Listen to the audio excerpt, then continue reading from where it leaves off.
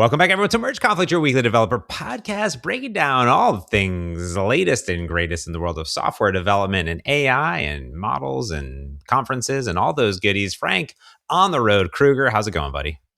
Hi, James. Coming to you live from, I actually don't know where I am. So from a motel. Hi, James. It's wonderful to be here. I didn't think I was going to make it, but we do have a thing where no matter where we are in the world, we try to record this show. And this is one of those episodes. I don't know where I am in the world, but here I am recording. Frank is live from Willits, California. Oh, hi. Hi, California. That would explain all the California license plates I've seen lately. They're everywhere. You can't get away from them. They're like, what's going on? Yeah, we've been. Frank is doing this big cross country tour, up and down, north to south, and back up again. And Frank stayed with us, which was great, which is fantastic. And now he's on the road. Maybe we'll see him again. We'll see. But it's been pretty cool to follow you because I would say, like I was telling you, like 5 or 6 hours or so, Heather's like, and I'm like, where's Frank? Where's Frank? Is he going to make it? Is he here? Where's he at? Where's he at? And then we're like, is he stopping? Is he going? I'm like, why is he going through Death Valley? We told him not to go through Death Valley. What's he doing? Is he okay? Is he alive? So it's been a joy to watch you from a distance on it. Yeah, it's funny. I never understood what the Find My feature is for on iPhones, because every time I lose my iPhone, it's like in an ocean or something. So it's not good. The Find My device doesn't work. But I do love tracking people and living vicariously through other people. And I don't want to be snoopy or anything, but I love it when other people do it to me too. They're like, hey, you're in this place. And I'm like, I am in that place. How did you know? Oh yeah, it's 2026 and all these features are there. But honestly, it's also comforting knowing that people are watching me because, if my dot stopped in Death Valley for, 12 hours, maybe you should call someone, James, and I will hold you to that. That's your job if you see my dot stop for too long. I may have been checking it minimum twice a day just to make sure the dot was moving. I'm not going to lie about it. That is factual. I'm not gonna lie. Well, because it is scary. It's you're out there by yourself doing your own thing, and I don't know, it's a long distance. So no, it's funny. I have some coworkers that are like Gen Z, and they were telling me that is Find My is like it's like a social norm. Pretty much the friend group, the neighborhood, everybody is on it. Like I had some of my coworkers show me their Find My, and they would have like 70 people, like everybody, every single person. And it was not just because they're friends, but they're like checking on each other. They're doing stuff. It's like there's kind of like this subculture to it. But it was almost like their iMessage. I guess they're all on WhatsApp, but it's like their iMessage. You know what I mean? It's like, it's very, like, that's how they communicate. That's funny.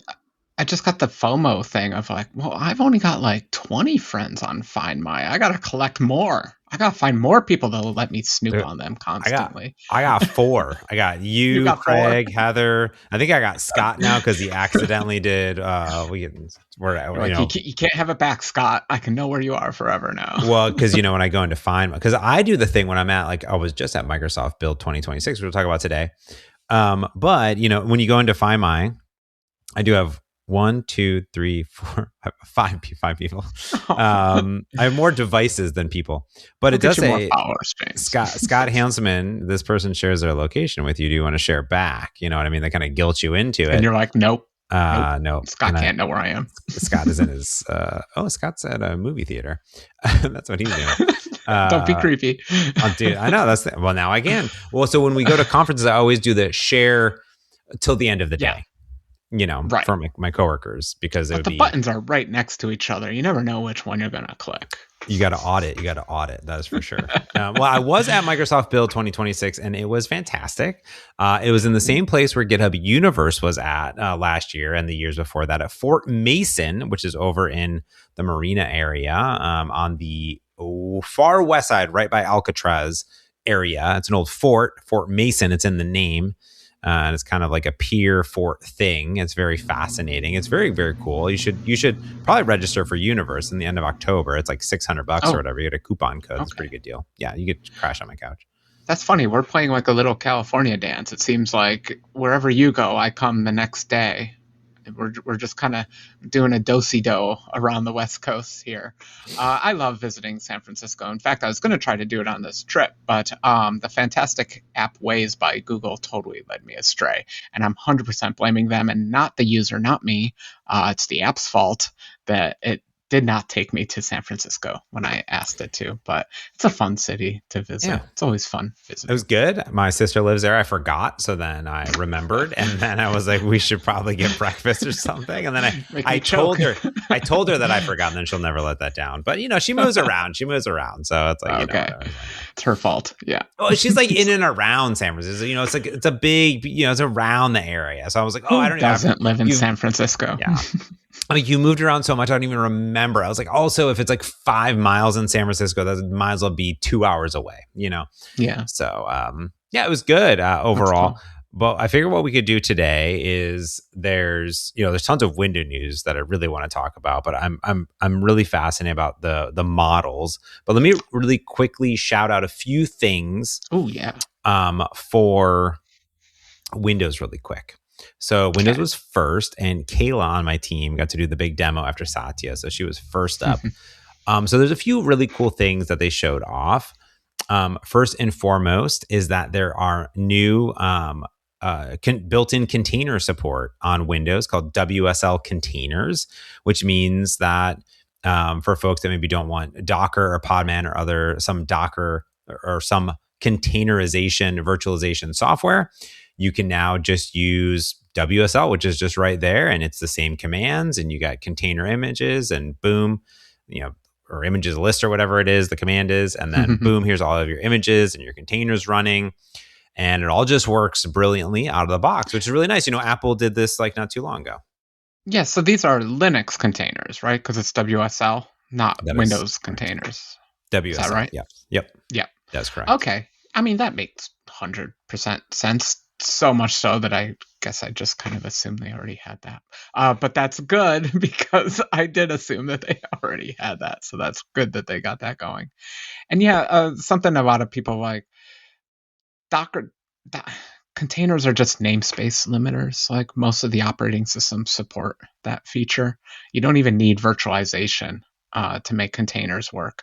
But so it 100% makes sense that Microsoft would get on this bandwagon, especially with all the agent coding stuff they seem to be hooking it up to. But I'm sure you'll get to that. Well, I'm glad you talked about that because Microsoft also announced something different, which is actually something cross-platform. We're big fans of cross-platform software here, Frank Krueger. But it is something called MXC, the Microsoft Execution Container.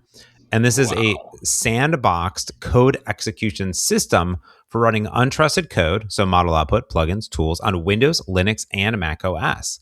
And it runs so it's JSON configured, of course, and it's policy driven, so you can give access to file system, network, UI policy, things like that. So you have access to the clipboard, you have access to the network, XYZ. And it is basically on different containment backends, which are all like sort of micro VM sort of based. So you have, you can either use process container, Windows Sandbox, LXC, bubble wrap, seatbelt, micro VM, Hyperlight, isolation station, or WSLC as well, which was just announced too, which is cool. And Scott Hanselman and Sam showed this off, which was the OpenClaw support, which is running the tool calls inside of MXC. So it has the policy. The app isn't running inside, but it is doing the tool calling, right? So inside of it. So this is familiar if you're inside of VS Code or something and you see a sandbox, this would be something that now would be running on Windows, which is very exciting for me.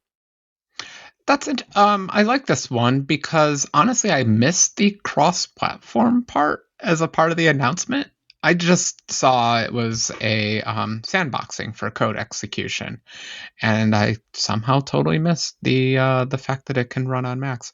And sorry, you just listed all those technologies that it can use. So I'm like, well, yeah, that brings home my point that these container things are just namespace limiters. It's actually kind of easy to do this in most modern operating systems. So this thing is just kind of joining it all together. I do have mixed feelings, definitely for running like just random code that the agent is generating 100%. Let's run that in a constrained environment. For OpenClaw and things, like I'm a little bit confused, to be honest, because I thought the power of OpenClaw was you are just logged into all your accounts and everything, and it just impersonates you and pretends to be you and all that stuff. But maybe Claw usage has become more advanced, and I'm behind the times here. But I thought it was a real YOLO environment of I'm logged into everything, go have fun, AI. So I guess there's different uses of Claw out there. Yeah, I think they are thinking about like enterprise claw, right? Hey, I want to run this on my machine, and it's not going to delete everything or get access to my internal network, for example. You can now like sandbox those calls specifically, which is great. Yeah, I'm curious to see what the configuration language looks like. I mean, you said it's JSON, but like I'm curious to see what all the dials actually are. Because again, I have mixed feelings. I set up a development environment. I want all the tools to be able to use that development environment without having to like mess around too much. So I'm curious how easy they made it to access built-in stuff you already have installed. Yeah, totally. And I would say I haven't really tried out a lot of it, but there's a new Windows native app basically. So I'm interested in that and actually giving it a spin finally. But I will say, do you know about like core utils or like grep? Have you heard of these things? Different commands available on Unix. I've heard of the grep, mostly because I've seen agents be like, "Hey, you haven't installed RG. RG's the better grep," and I'm just like, "Just use grep." That's how I know I've used grep. Core utils, is that a GNU thing? I mean, so a part of POSIX is a set of utilities that are a part of any POSIX operating system. POSIX is what Unix and Linux both implement.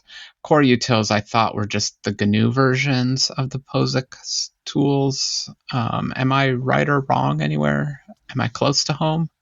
I think it's Unix style, so it's Unix commands basically that are there. But utils is the org or whatever that does it. But you got things like the RM, the MV, the DIRs, the cats, the greps, those things like that. You know what I mean? You got all the commands that are there, the POSIX, all those things. That's what I mean. Yeah, there's usually a suite of tools. To become a POSIX operating system, you basically just have to have these tools installed. It actually has nothing to do with the kernel, or very little to do with the kernel. It's more about what your threading model is, what your process model is, and what tools you have available. But I interrupted you. I think Microsoft released something written in a funny language called Rusty or something like that. Probably Rust. Yes. So yes, core utils for Windows is now available. So if you're just inside of PowerShell, you can grep away all you would like, which is fantastic. It's LS, and I know PowerShell implements it now, but it's still one of my favorite things. Is every time I switch to Windows, because I'm still a Command exe person. Judge me, don't judge me. Yep. You can judge me. I still type LS. It's there, yes. Well, the interesting part is the other thing that they announced was a new profile for WSL that they call like Comfy Shell, I want to say. But for all intents and purposes, they've ported over like Starship and Homebrew and all the keyboard command shortcuts. So if you're coming from Mac OS, for example, I don't think they said this on stage, but I'll say it because it's our podcast, damn it.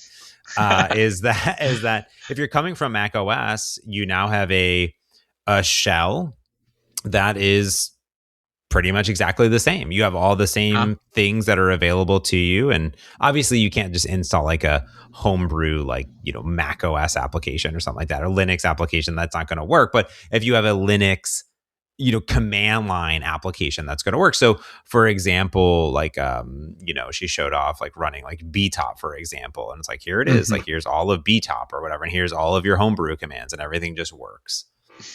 Your tops. Well, I'm sorry, Windows users, that you're now going to be having access to homebrew. I'm terrible. I hate homebrew. It's one of the worst package man. It's all we've got on Mac. It's what we all use. Thank you, homebrew. Everyone who works on it. Thank you. We need you. I love your packages. But my God, homebrew is the worst package manager on the whole planet. I like WinGet. I like WinGet personally on Windows. It's fantastic. So I'm just saying. Well, two more things really quick. One is that there is a new experimental terminal. So there is the Windows terminal, but there is another terminal that's basically a version of Windows Terminal, but with agents built in. It's called Intelligent Terminal. And what that allows you to do is use a terminal as a terminal. And if you need an agent to help you out, it pops up a side-by-side or below, and you just have your agent there, whether that's Copilot, Claude, or Gemini or something else. It's available, and it can auto-detect errors. So, for example, let's say you don't know how to use grep and you grep incorrectly, it can auto-detect the error, and then it will tell you what to do. And you can select the models, and that could be running locally on your machine too. So you don't have to actually use a cloud one. You just have a local model running, which is cool. And if you want to get all of this stuff, they have a new developer config, which installs all of the things that I just told you, but it installs so much more. So it gives you all the PowerShell stuff. It does this stuff.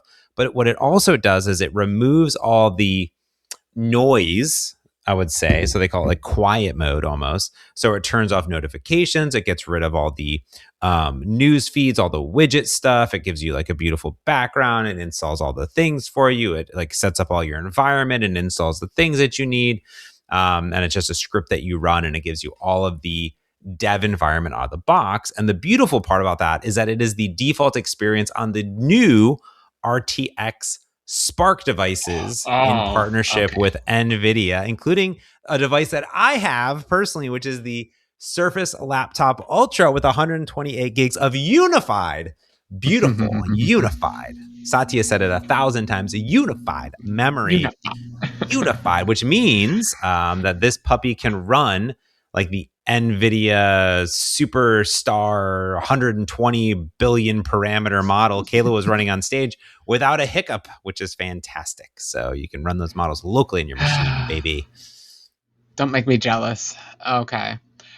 You got to say unified a lot because RAM is so expensive. It better be unified. Unified, I'm not buying two sets of RAM. Unified. I'm not buying G-RAM and normie RAM. You can't have both of those things. It's too much. Man, that Spark, those new machines look nice. I know I'm not ever going to afford them because I spend all my money on overpriced Macs, but it is very tempting to spend money on an overpriced NVIDIA machine because I have definitely gotten the local model disease. It's a disease, a plague. It's going around the whole internet right now. We did a whole show on it. I'm enjoying all my local models, and new local models keep coming out left and right, and I want to try all of them, but then my Python environments get really weird, and I refuse to write. Anyway, going off on a tangent. It'd be nice to have more RAM. It'd be nice to have unified RAM. It'd be nice to have unified RAM on a cute little laptop, though. I hope you put a refrigerator underneath it. It stays pretty cool, actually. Does it? I don't know what the dynamic. I don't know how they did it, but it stays pretty quiet. They did announce a new dev box, so the RTX Spark dev box, and that looks like a squished down Xbox Series X that kind of looks like a PlayStation 2 in a way. I really, really, really, really want it. That is for sure. And that is what Kayla was demoing on stage. Is beautiful. And it's coming out this fall or something like that. So can you make sure to put that in the show notes so I can check it out too? Because I don't think I saw that one. It's beautiful. I had a great thing. But talking about models, let's talk about the brand new MAI, the Microsoft AI models. Mustafa Suleyman got up on stage and announced seven homegrown, non-distilled from the ground up, hill climbed from zero the top, free range, organic models. Oh yeah, Frank Krueger. I'm really excited about these, James. Yes, the MAI. I'm pronouncing them MAI. How did everyone else pronounce them? I didn't actually see them. Craig. May. I asked Craig if it's because he works in MAI. So Mm-hmm. we say MAI, Microsoft AI, but also MAI is also Way too many acceptable. syllables. Yeah, My my is my better. They're my my models. voice, my transcribe, my code. I do like my is fine. Yeah. So these are the MAI models, and it's like Microsoft, welcome to the chat. It's everyone's been critiquing Microsoft because they're obviously been early investors in OpenAI. They made partnerships. They serve a billion different models. They're playing the will serve anyone's model kind of game with Foundry and all that kind of stuff. But it's nice to see Microsoft putting some money into training their own models to be quite, and these are decent models that they're working on. Fum was a smaller, decent model, but smaller, kind of in the Apple Intelligence realm, which is the non-intelligent realm. So these are some actual good models posting some good numbers. I always pay attention to. I'm not a big benchmark person. I don't really believe in these benchmarks, but we need something, some way to compare these models. So I look at the SWE bench verified, just because we have the most models there, and it's scoring like a 70%.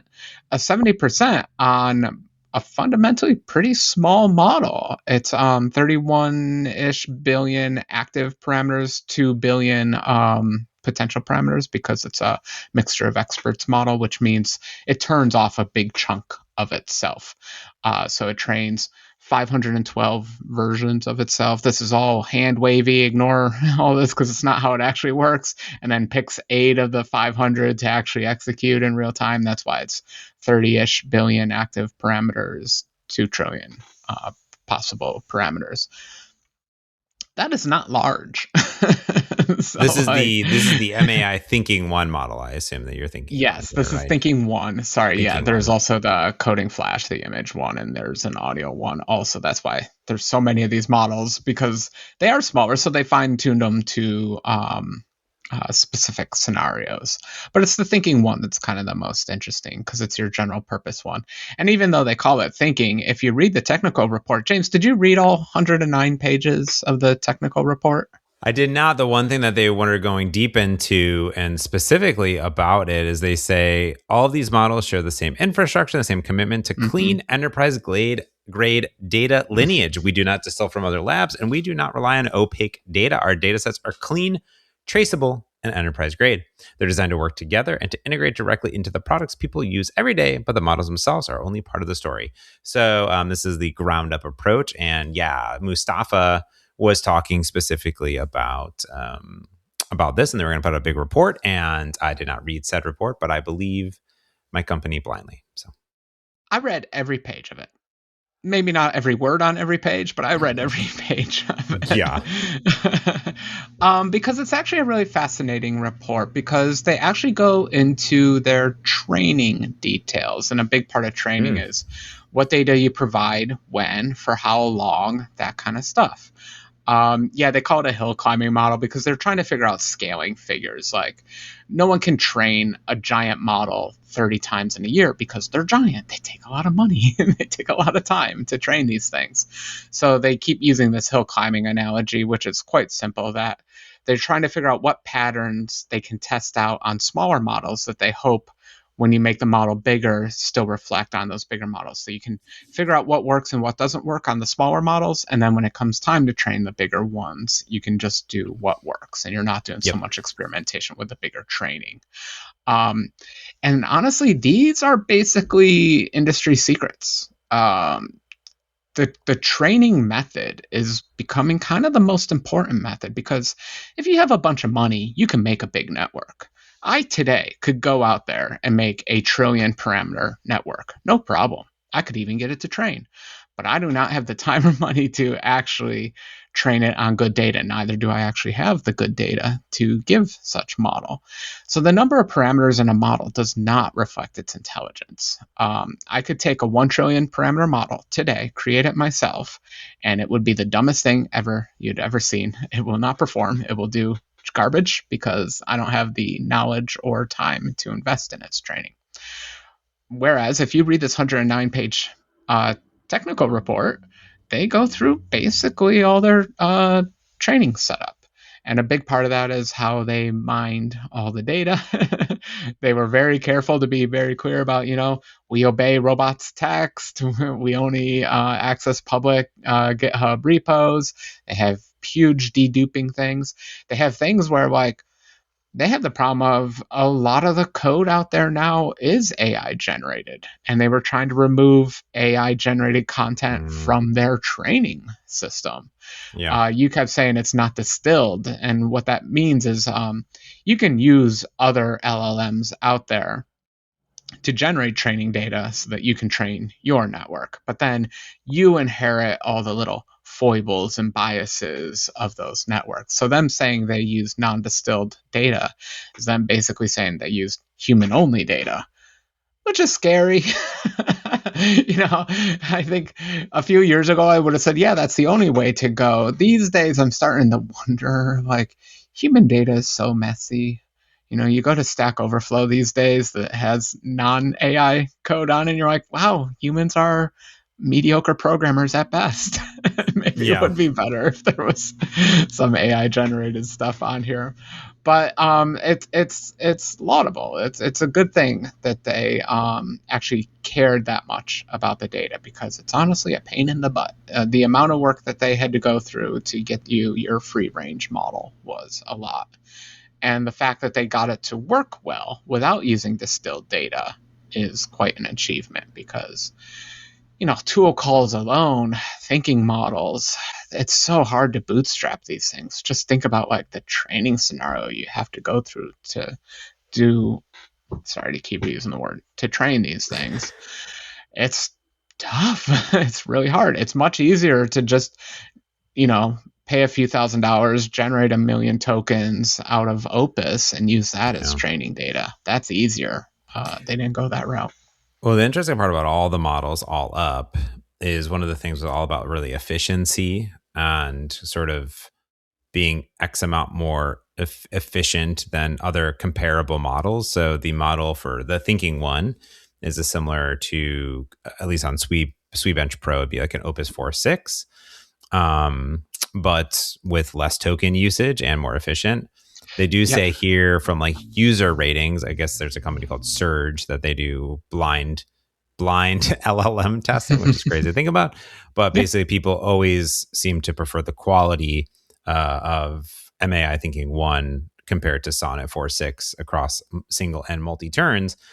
And, when you look at these things, you look at all the bench scores, all these things, it does look really fantastic, and especially the usage and the token usage, which I think is really important overall, because we're thinking about what does it cost. Now we can't get actually access to the Thinking One models. That's going to be in Foundry. It's in private preview, but there is another coding model, Frank, the MAI Code 1 Flash, which is more comparable to a Haiku model, but cheaper and faster and more efficient. So just because it is faster, if it's 10 times more efficient, that means actually, even if it's the same cost and it's 10 times more efficient, it's, less token usage all up. But it's been optimized for GitHub Copilot, CLI, and VS Code. So there's some homegrownness going on here. And it also ranks very well on all the benchmarks. So Sweetbench Pro, which is 51%, AMME, 92% with his match performance and instructions following of 75%. And it's in the box. So it was the last thing that was there. We talk about some other models too, and we'll talk about some other cool things that they're doing. But I love this one because I'm really excited that we have models in the box. I think it's, GitHub Copilot, one of the key differentials is the model choice, obviously, and bring your own key as well. But you have Gemini models, which are now available in the CLI too. You also have OpenAI models. You have XAI models that are in there. You have Anthropic models. DeepSeek. Well, you got to connect to it, I guess. Oh, yeah. Sorry, in the box, not in the box. In the box, right. Yes. Yes. Well, you can connect. You can connect to anything in there. Yes. And I've actually connected to OpenRouter, and then OpenRouter has that same 120 billion parameter model for free right now. So you can just use it for free, which is crazy. They have a bunch of free models you just use. But I really love it because I'm a big fan of stuff in the box that's available. And I put out this tweet, and you can quote me on it, but it's what I said is, not every agentic coding task that you do requires Opus 4.8 or GPT 5.5. They definitely probably do not need a million context window. And you definitely don't need anything probably besides the default reasoning. And probably that's even too much too. So stop wasting all of your precious tokens. I've been sitting down and I've been coding all day with MAI Code 1 Flash. I'm not saying it is a perfect model by standards, but I've been doing planning, integration on it, creating PRDs. I created a PRD for that pet application that I do, and I put side by side other models and the same exact commands with the same tools. I'm talking 2 AI credits. That is 2 cents compared to somewhere around 20 to 40 to 50 with other models because of their deep thinking and reasoning on it. And it's really good. So yeah, if you're used to Haiku and you have certain tasks, it is really fantastic for that. But I've been using it a whole bunch. It's really great. I'm really enjoying it so far. And I have, of course, having other models in the mix, but if I can, use this model, which is really fast and Flash in the name then, I can get a lot of work done for a lot of things, including planning. So it's pretty nice to have. We used to have a joke that performance is a feature, because people are never about, I'll get to performance. Like, no, performance is a feature. Like, the speed of your app is a feature of your app. The fact that people don't have to sit there and wait for something. Well, James, I have a new one. Price is a feature. Yeah. Especially in this new world of all these models just jacking up all their prices. And I'm not talking about just Copilot. Like, Anthropic has gotten expensive too, and everything's getting more expensive. The fact that it may not be as smart as an Opus 4.8 or a Mythos or anything like that. Yeah, but I don't have that. The benefit is I don't have that mental barrier of I better word this perfectly, because when I hit enter here, it's going to be $1 gone. And if I do a bad job, then I have to spend another $1 or $2 or $3. Now with, I forgot the exact numbers, but I think it was 75 cents for 1 million tokens or something like that. I can go back to saying good morning to the model like I used to. I'm willing to spend a cent to be polite. And so, price is a feature. To remove that mental burden, at least for cheap people like myself that don't want to spend $1 billion but are totally addicted to the agentic style of development. It's a big deal to be able to use a cheap, fast model. I'm looking forward to, I'm on a trip right now, so I can't do it. I want to compare kind of head to head to my local models, because these Flash models are smaller. But is it better than my beloved Qwen 3.6? Who knows? I don't know. I got to test it out. I got to do a little bit of head to head competitions. I might do a little blog post on it just because I'm myself curious. And the only way to really know is,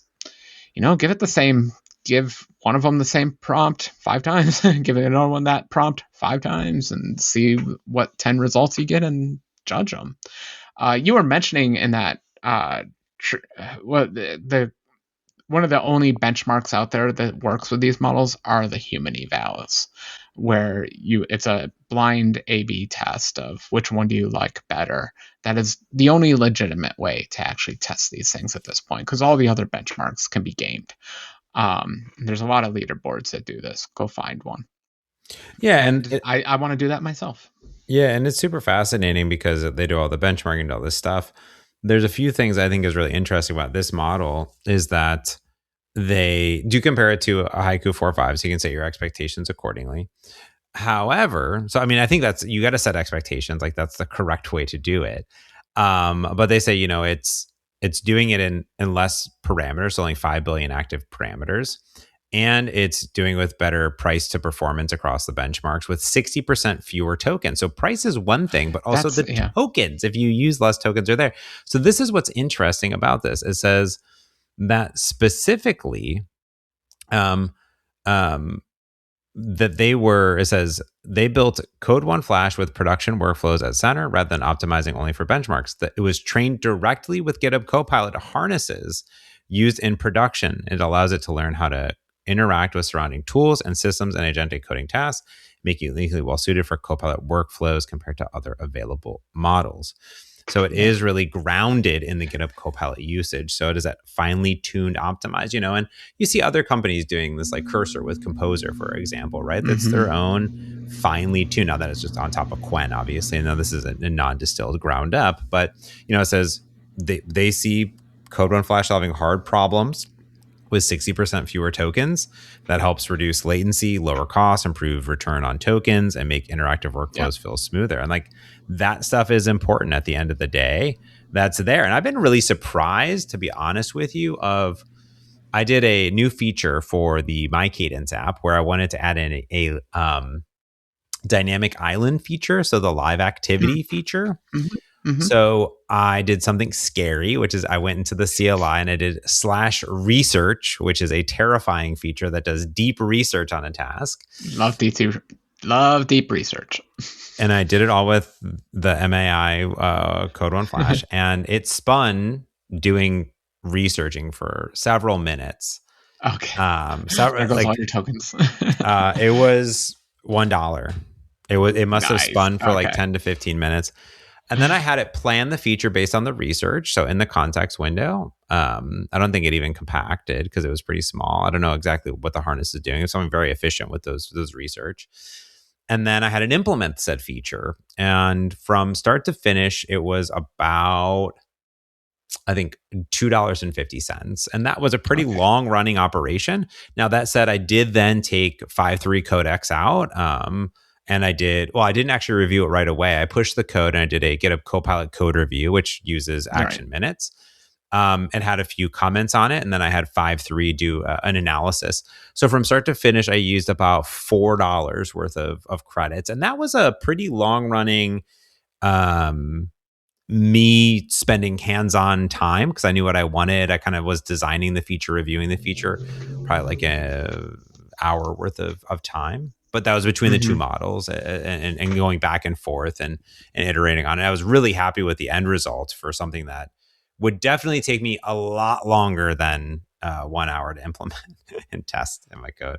Well, to be blunt, all that Apple widget stuff, it feels like a lot of these models do a terrible job at it.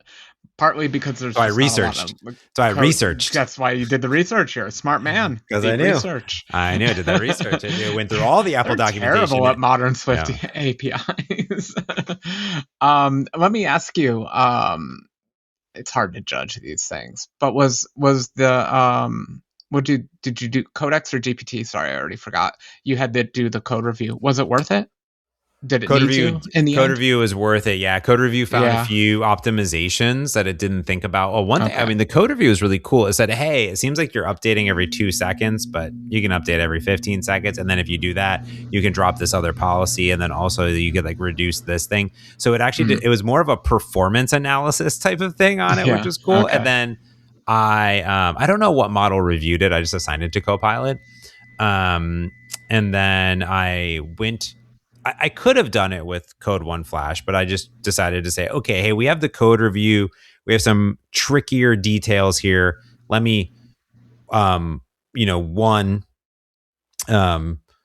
off, pull down all the comments, review the comments. I had to give me an analysis of the comments, and then I had to implement the comments, push the code, and then I also had it update the issues and resolve the issues automatically. So I did a lot more than just coding. I could have just resolved the the comments myself, but I was getting cocky. You know what I mean? I was like, just do it. Just do the thing, right?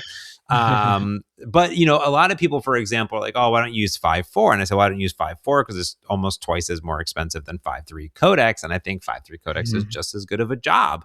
So why burn extra tokens and things? I don't need a million contexts, which is more expensive anyways. And just let it cook. So I think that's something of interest. Yeah, fantastic. I just want to go back to the token thing. So it was funny reading because I read the paper. It was they are actually using the 200K vocabulary that has kind of become a standard with OpenAI. So if you do, it's hard to compare these models from a token perspective because the tokenization method they use can change between all the models. But you can actually compare the GPT and I think Codex models against MAI. because it does use the same tokenizer. So it is kind of a one-to-one mapping between the different tokens. And the fact that it's using 60% less tokens, I'm excited for that because I even see my beloved Quen. It's amazing how many tokens you waste on like failed merges of code edits. And I think that's the real benefit where they say they trained with the actual harness of VS Code or Copilot.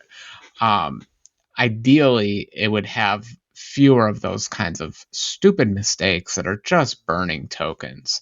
Now that we're all paying for tokens, it's the worst thing to see. Failed to merge, so I'm going to output a file, and then, something got corrupted. I'm going to delete that file and rewrite it from scratch. You're like, no, don't rewrite the file from scratch. It just cost me $10. So I think seeing these models tuned to their harnesses is beneficial for all of us, and I'm excited to see these kind of savings that we get from that kind of stuff. Yeah, and on top of that, there was a few other models. There's Image 2.5, which is basically at the same level of Nano Banana Pro out there. Two that I'm very interested in, which is Transcribe 1.5, which is the world's best transcription soda. Out there, you can do transcription in 43 languages with domain-specific terminology. I know that this is very good. I've seen it because it's used throughout a bunch of Microsoft tech already. And then there's also Voice, which is very fascinating, which is natural sounding voice speech across 15 languages. And they also have a Flash variant of that too. What I'm really fascinated about this is I was talking to Hanselman about this, is I have all these models and I'm really interested in how I could compose these to streamline our podcast operation even more, because all these are in Foundry. I am doing a bunch of work today with some OpenAI models for some transcription, to take a transcript and do some things, but it is manual. I just would love to have an MP3 right after, but I don't even want to do anything. I want to create some sort of workflow that auto-gens it, does a thing, bingo bango, creates all the beautiful artwork, does the thing, and puts it all together. The cool thing about these models, Frank, is they're not only on Foundry readily available, they're also on OpenRouter, Fireworks, and Base 10, which means that you can actually tune the weights of the models themselves if you so desire, if you want to get them spicier. But I would also say this, the other cool part that we talked about, hill climbing.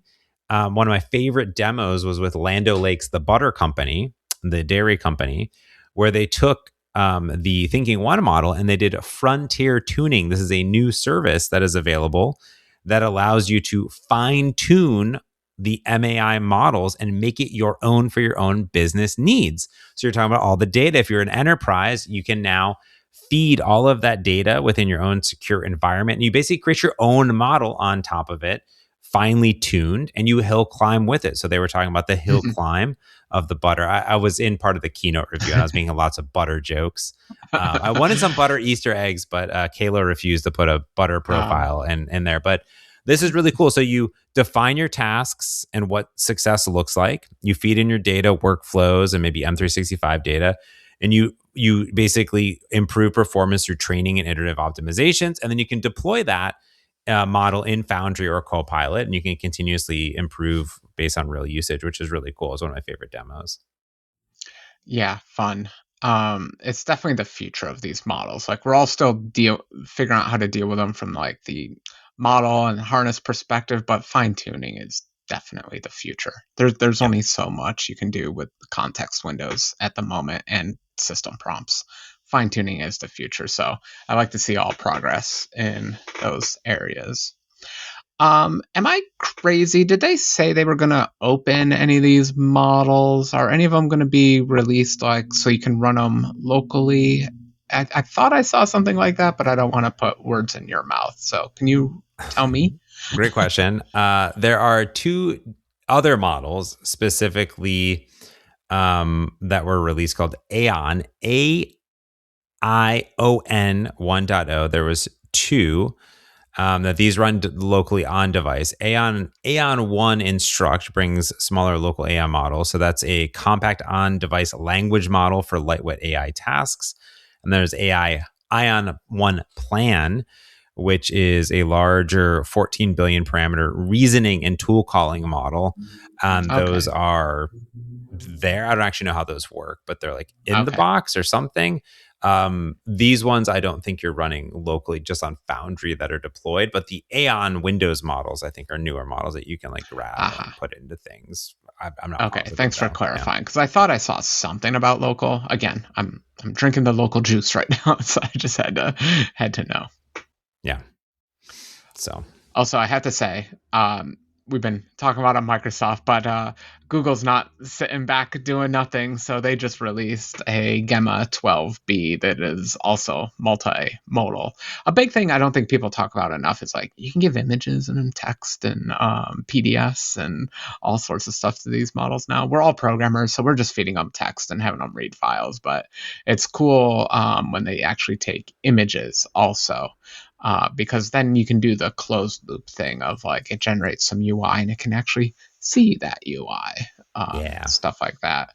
So I believe all these models are multimodal. And then I just want to give a shout out that Gemma just released a 12 billion multimodal model also. I did see that, and they released like some AI Edge app that I think you need to install to get it or something. But I definitely want to try it. Yeah, that'd be cool. They released it on all the normal places, but yeah, they released yet another app because it's not Google if they haven't written a new app this month that they'll cancel next month. So get it while it's available. Yeah. Yeah. All right. Well, tons of good stuff. That was only scratching the surface. There was tons to go through. We'll continue to unravel stuff for Microsoft Build and also WWDC, which is happening. I think it already happened, Frank. It like already happened. Oh, it is happening between then and now, but I think it's like today or tomorrow from when the podcast comes out.